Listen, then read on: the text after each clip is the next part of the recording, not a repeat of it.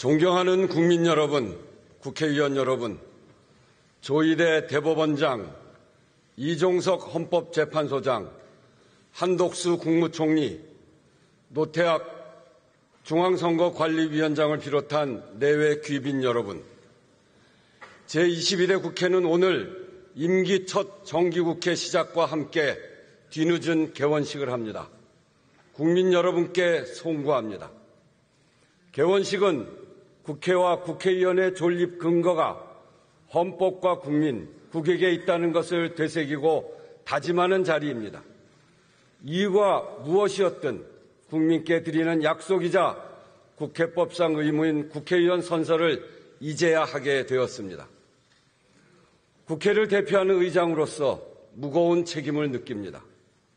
동시에 오늘의 이 개원식이 22대 국회의 첫 3개월을 돌아보고 자세와 각오를 가다듬는 새로운 계기가 되기를 간곡히 바랍니다. 많은 갈등이 있었습니다. 갈등을 키우는 구조적 요인도 있습니다. 그러나 갈등하고 대립하는 속에서도 할 일을 하는 것이 정치입니다.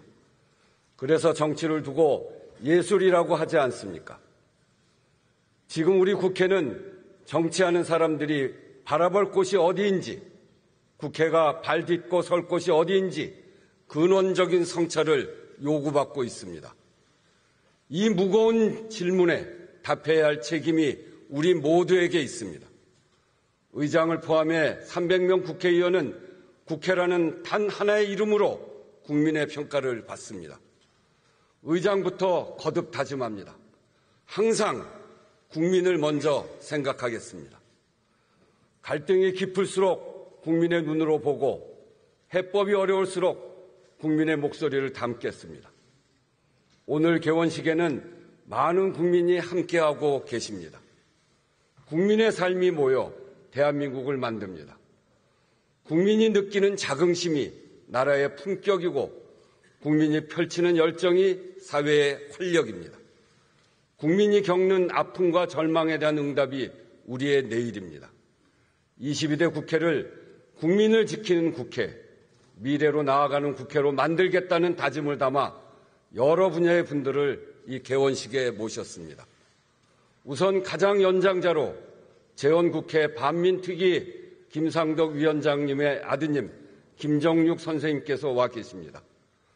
반민특위 유족분들은 국가기관으로부터 첫 초청을 받았다고 말씀하셨습니다. 죄송스럽고 감사합니다.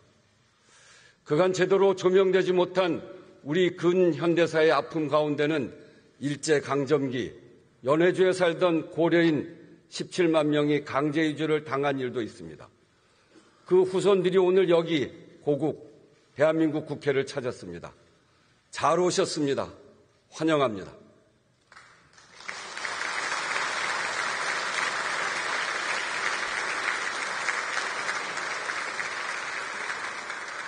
항일 독립운동은 국민 주권을 선언한 우리 헌법의 출발입니다. 그 역사가 나라의 정체성을 만들었고 국민의 자부심이 됐습니다. 그래서 국회에는 독립운동의 역사와 정신을 지키고 계승할 책무가 있습니다. 오늘 함께해 주신 분들을 모시고 22대 국회는 아픈 역사를 기억하며 미래로 나아갈 것입니다. 최연소 참석자도 소개합니다. 환경기본권 헌법소원을 낸 아기기후소송단 초등학교 6학년 한재아 학생입니다. 한재아 학생이 기후소송에 승소하고 한 말처럼 미래는 지금부터 시작입니다. 한재아 학생.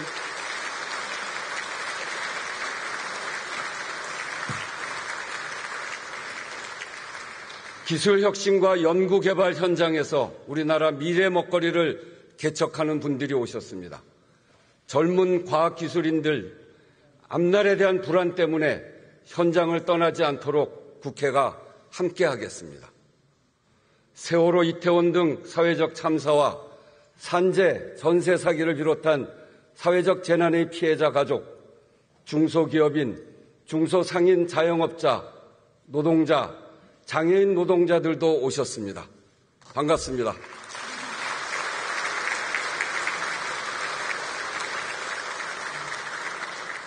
생명안전사회의 디딤돌을 놓고 노동존중사회의 깃발을 세우는 분들입니다.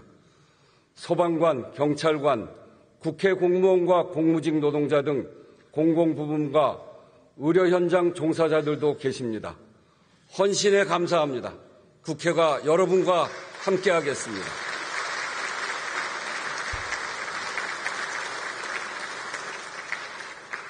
정치가 할 일도 대한민국이 앞으로 나아가는 힘도 국민의 삶에서 나옵니다. 국민의 삶에서 막힌 곳을 열고 새로운 도전과 포부를 북돋는 것이 국회의 일이라 믿습니다.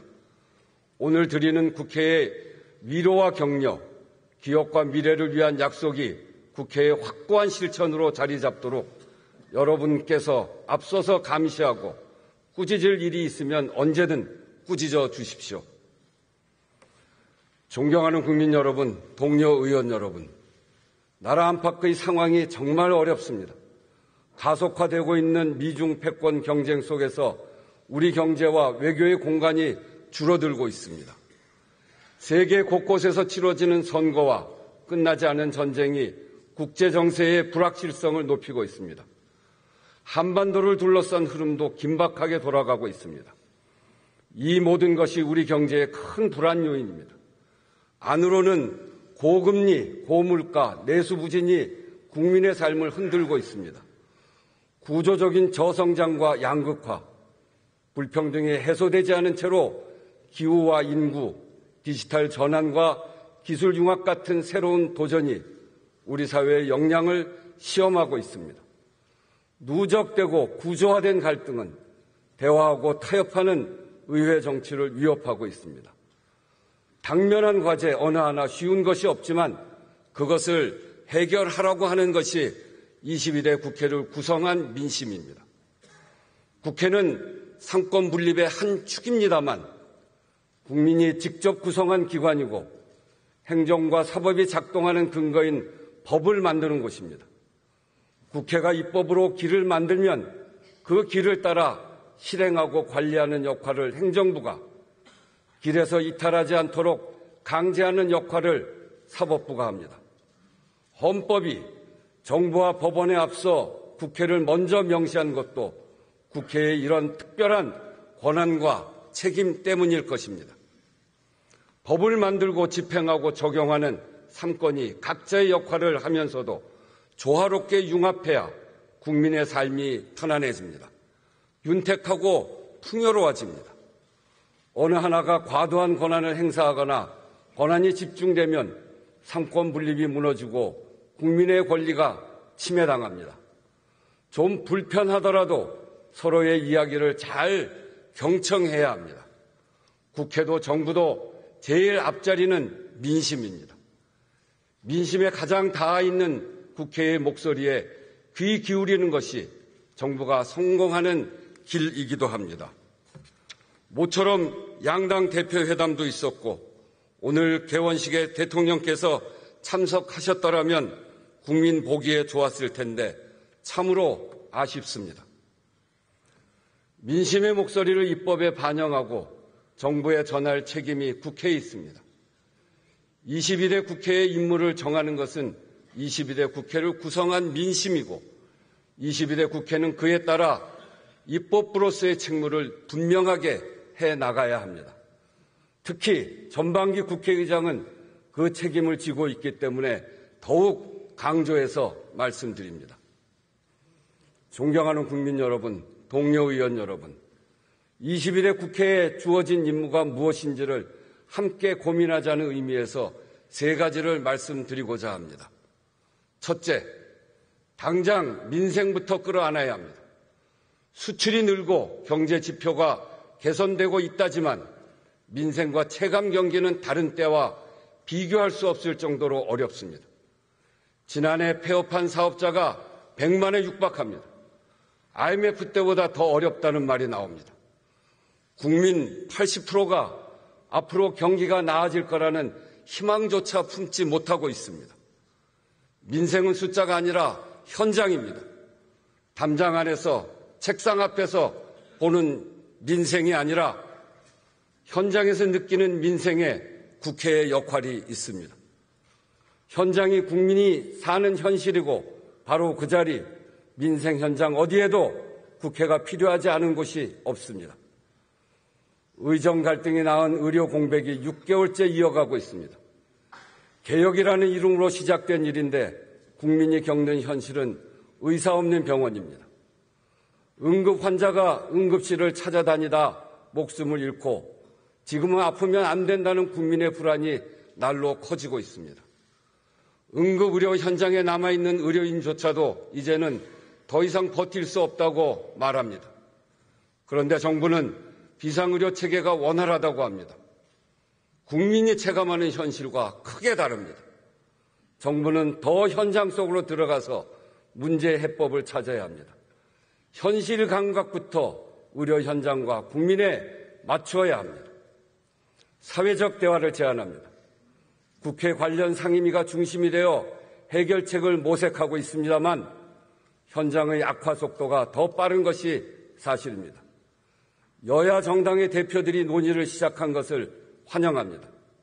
여기에 더 나아가 정부, 여야 정당, 의료관계인, 환자와 피해자가 한자리에 모여서 작심하고 해법을 찾아봅시다. 여야를 불문하고 많은 의원님들이 크게 걱정하고 있는 만큼 사회적 대화의 장을 만드는 일에 함께 나서주시길 요청드립니다.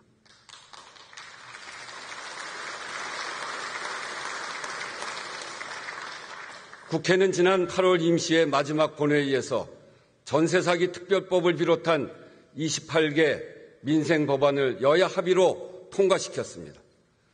합의 처리 경험을 더 많이 쌓아가야 합니다. 어제 11년 만에 여야 정당 대표 공식 회담에서 민생 공동 공약 추진을 위한 협의기구를 구성하기로 했습니다. 참 반가운 소식입니다. 큰 틀과 방향, 의제에 대한 합의가 이루어진 만큼 이제 국회가 입법으로 구체화, 현실화해야 합니다. 가계와 소상공인 부채 부담 완화나 육아휴직 확대는 지난 총선에서 여야가 함께 공약한 과제이기도 합니다. 이미 많은 법안이 발의되어 있습니다. 그간 여야가 한 목소리로 강조해온 과제들도 적지 않습니다. 양당 대표가 신속한 추진에 합의한 딥페이크 성범죄 강력 대응, 폭염 등 기후위기 취약계층에 대한 지원, 전기차 화재 대응과 안전대책, 팀원 위맵 대규모 정산 지원 등도 국회의 역할이 시급한 민생 현안들입니다. 여야가 공히 약속한 일부터 신속하게 해나가면서 민생을 끌어안는 국회를 만들어 가자고 요청합니다. 근본적으로는 불공정한 경제 구조를 개선하는 일도 병행해야 합니다. 일하는 국민 대다수는 기울어진 운동장에서 경제적 약자 처지에 놓여 있습니다. 중소기업, 자영업자, 가맹점, 대리점, 플랫폼 입점업체, 취약노동자 같은 경제 주체들에게 대등한 교섭권을 부여해야 합니다. 교섭권은 자신들이 겪는 문제를 스스로 해결할 권리이고 힘의 균형을 만들어 불공정 관행을 개선하는 수단입니다.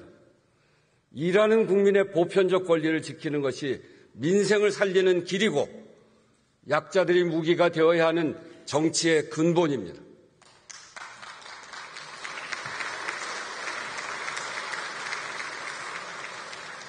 둘째, 묵은 과제를 해결해야 합니다.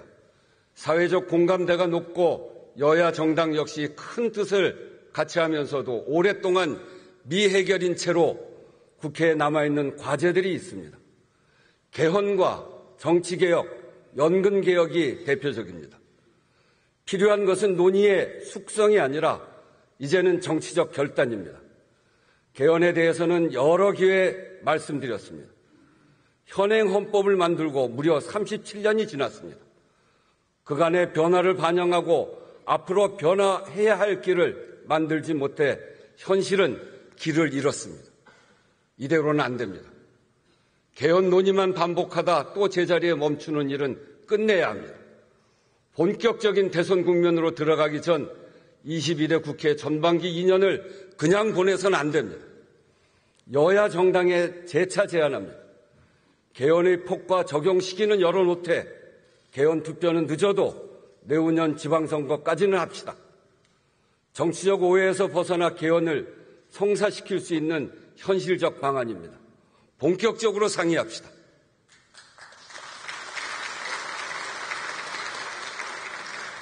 대통령께도 다시 한번 개헌 대화를 제안합니다. 대통령의 결단으로 막힌 물꼬를 틀 수 있기를 바랍니다. 정치개혁, 특히 선거제도 개혁도 지금 해야 합니다. 비례성과 대표성, 다양성이 강화되는 선거제도에 누구도 반대하지 않습니다. 득표율이 의석수로 온전히 반영되고 다양한 민의를 포용하는 다원적 정당 체제를 만들어야 합니다. 양극 정치에서 벗어나는 길이기도 합니다. 총선이 가까워질수록 어려워집니다. 그러면 또 선거일에 임박해 선거구를 획정하고 깜깜이 선거를 하게 됩니다. 심각한 국민 참정권 침해입니다. 이번에도 정치개혁이 선언에 그치지 않도록 즉시 논의를 시작합시다.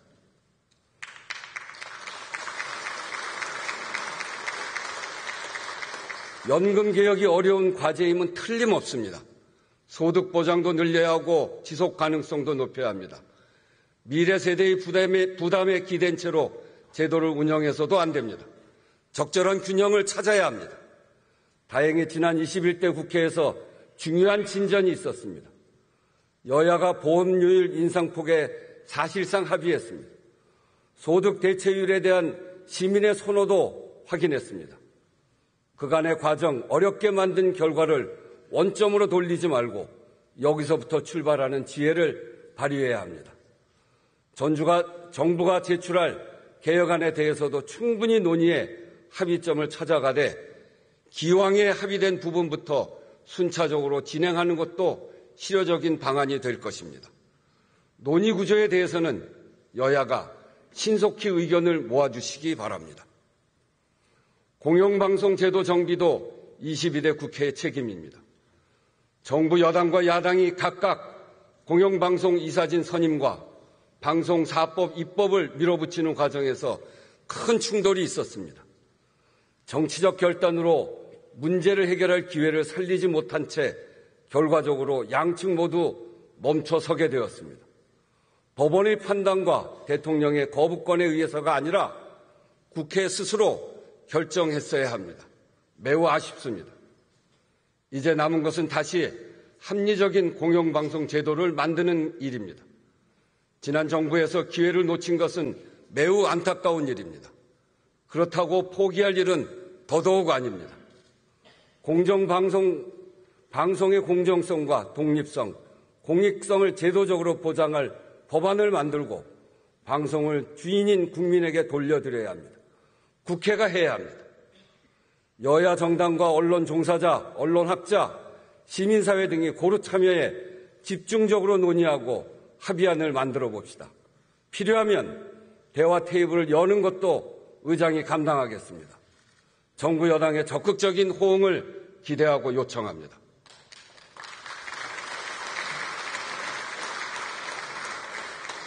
셋째, 미래로 가는 길을 열어야 합니다. 우선 기후위기와 인구위기 대응이 시급합니다. 닥쳐올 문제가 아니라 이미 현실이 됐습니다. 때이르게 찾아와 여름 내 혹독하게 겪은 폭염이 국민의 건강과 생명 그리고 재산과 생업을 앗아갔습니다. 국제사회의 탄소 중립 노력이 아리백, 탄소 국경세로 이어지면서 에너지 전환이 기업의 국제 경쟁력과 생존을 좌우하게 되었습니다. 국내 재생에너지 인프라 부족으로 수출기업 사업장 상당수가 해외로 이전하게 될 것이라는 우려가 커지고 있습니다. 초등학교 폐교 소식이 이제 대도시에도 들립니다.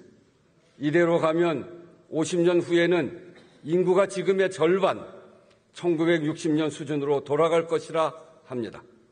학령, 생산인구 감소와 초고령화, 지방 소멸이 국민의 일상을 바꾸고 산업 생태계와 사회의 지속 가능성을 뿌리부터 흔들게 될 것입니다.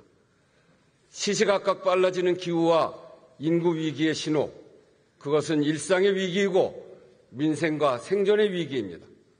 산업과 경제의 위기이고 사회 통합의 위기입니다. 더는 주춤할 여유도 눈앞의 편익에 타협할 시간도 없습니다. 기후와 인구 위기에 전면적으로 대응하는 것이 민생을 지키는 일이고 갈등과 격차를 줄여 사회 통합의 수준을 높이는 일입니다. 그 과정에서 또 다른 기회와 산업을 창출하고 새로운 표준을 세우는 미래의 전략이기도 합니다. 먼저 22대 국회를 기후국회로 만듭시다. 입법과 정책으로 기후 대응의 길을 열고 국회 조직의 친환경 실천으로 기후행동을 확산시키는 국회를 만들자는 제안입니다. 지난주 현행 탄소중립기본법에 대해 헌법 불합치 판결이 났습니다. 이에 따라 국회는 2026년 2월까지 법을 개정해야 합니다. 현재 공백 상태인 2031년부터 탄소중립 목표 시점까지 연차별 온실가스 감축 목표를 설정해야 합니다.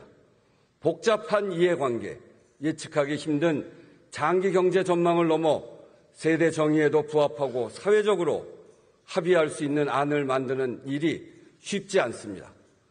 지체 없이 국회 기후특위를 설치합시다. 공감대는 이미 넓습니다. 특위의 법안 심사권과 예결산 심의권을 부여해 실질적인 변화를 이끌 위원회로 만드는 것까지 여야의 합의가 이루어지기를 기대합니다. 국회 탄소중립 로드맵을 수립하고 있습니다. 국회의 현재 온실가스 배출 상황을 파악하고 연차별 온실가스 감축 목표를 세우겠습니다. 21대 국회에서 착공하게 될 세종의사당을 에너지 자립을 통해 탄소 중립을 실현하는 기후국회의 상징으로 건립될 수 있도록 힘을 모아주시길 기대합니다.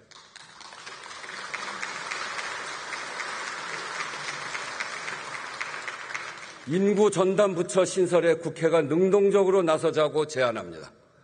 저출생에는 다양한 사회경제적 요인이 함께 작용합니다. 출생률 대책만으로는 이미 벌어진 인구 문제에 대응할 수도 없습니다. 종합적이고 전략적인 대응으로 전환해야 한다는 사회적 인식이 높습니다. 국회에 관련 법안도 여러 건 발의됐습니다. 무늬만 전담 부처가 아니라 실질적인 범정부 컨트롤 타워로 만드는 것이 중요합니다. 인구 정책의 수립, 총괄, 조정, 평가 이것이 실효적으로 되게끔 해야 합니다. 전담 부처 신설을 위한 정부 조직법 개정을 서두르고 정부 부처를 소관할 국회위원회 구성도 본격화합시다. 기술이 경제이고 안보인 시대입니다. 인공지능, 반도체, 바이오, 우주 에너지 등 첨단 기술 산업에서 능동적으로 대처하지 못하면 미래로 나아갈 수 없습니다.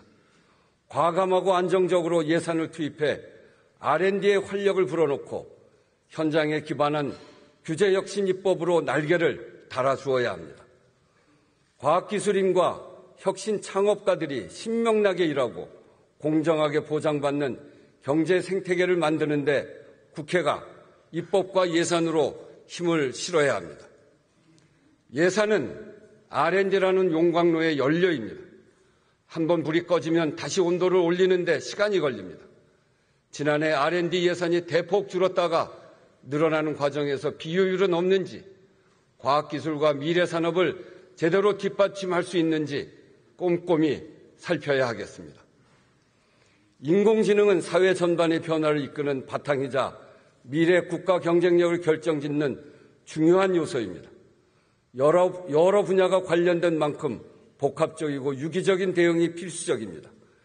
여야의 공감대가 확인되어 있습니다. 서두릅시다. 지능과 규제를 조화롭게 다루며 미래를 개척합시다. 기후, 인구, 인공지능 모두 우리의 대응 여하에 따라 미래가 달라집니다. 갈등 요소도 적지 않습니다. 국회와 정부가 협력하고 사회적 합의까지 만들어가야 성과를 낼 수 있습니다. 정당을 초월해 사회적 대화로 힘을 모읍시다.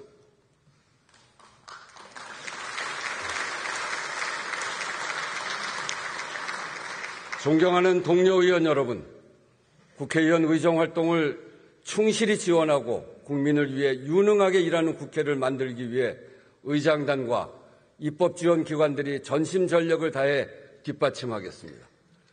민생국회가 의원 여러분의 성과입니다. 민생, 미래의제가 정쟁 속에서 사라지지 않도록 총력 대응 체제를 구축하겠습니다. 국회 입법지원기구 간 정책 현안 공동 체계를 만들고 기구 간 중복과 분산을 막기 위해 주요 의제별 컨트롤 타워를 세우겠습니다. 의정 지원의 효율성을 높이겠습니다. 개혁국회가 의원 여러분들의 성과입니다.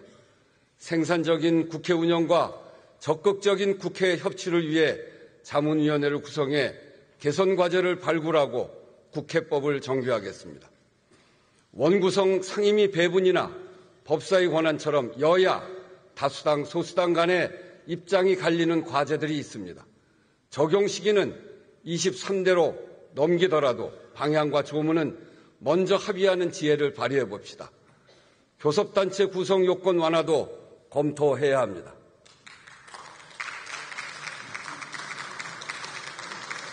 의정기록원을 설립해 국회의 의정활동 기록을 체계적으로 관리하고 활용도를 높이겠습니다. 의원님들의 기록 관리도 돕겠습니다. 삼권 분립을 온전하게 실현해야 민주주의입니다. 국회 본연의 역할인 입법을 강화하고 국민의 눈으로 행정부를 견제해야 합니다. 예결산 기능 강화를 비롯한 제도적 장치의 마련을 한편으로 그릇된 문화와 관행의 개선을 한편으로 행정부와의 관계를 바로 정립해 나가겠습니다. 22대 국회는 유례 없는 여소야대 국회입니다. 다수당으로서의 부담감과 집권당으로서의 책임감이 함께 작동해야 합니다. 여야 정당 모두 각별한 노력을 기울여 주시길 부탁드립니다. 정부에게도 책임 있는 자세, 진전된 자세를 보여달라고 요청합니다. 거듭 강조합니다. 국회를 존중하지 않고 국정 운영에 성과를 낼 수 없습니다.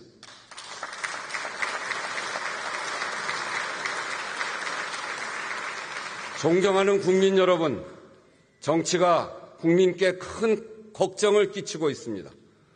국민의 신뢰를 얻기에는 지금 국회의 모습이 크게 부족합니다. 그러나 지금 이 자리에 멈추지 않겠습니다. 국민을 지키는 국회, 미래로 나아가는 국회의 사명을 온 힘을 다해 실천하겠습니다. 국민 여러분이 곁에서 국회를 느낄 수 있게 국회 담장을 넘어 국민 속으로 들어가겠습니다. 존경하는 동료 의원 여러분, 그 길로 함께 나아갑시다. 함께 노력합시다. 경청해 주셔서 감사합니다.